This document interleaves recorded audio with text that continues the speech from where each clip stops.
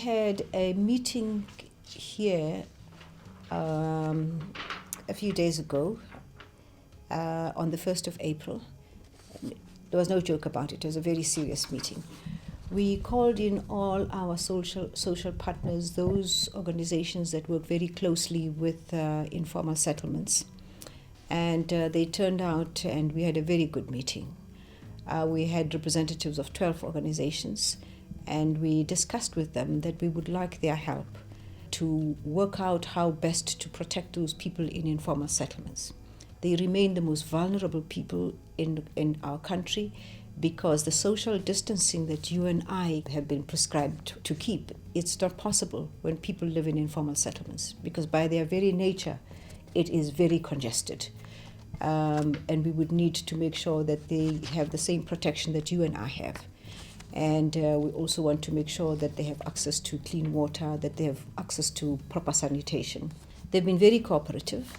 They have gone away to consult with the various informal settlements around the country. We should be meeting again in a week's time.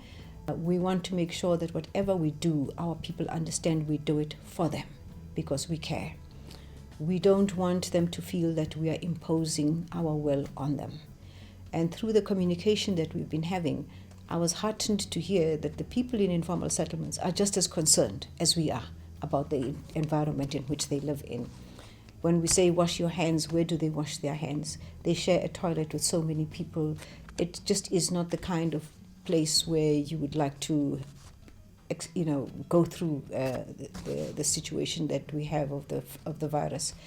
And we have identified at least 27 sites across the country where we are going to be able to put up temporary structures.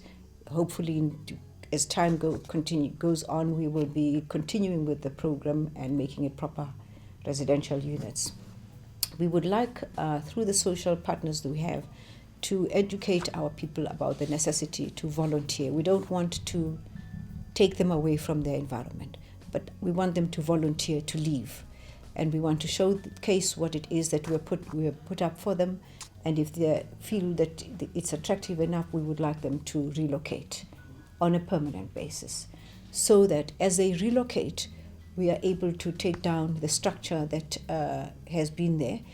And when we're done, we will be able to restructure those that still want to live in that environment in such a way that we are able to create lanes for us to be able to drive in should there be a necessity for an ambulance. We are also wanting to disinfect those areas like we are disinfecting the whole of the city.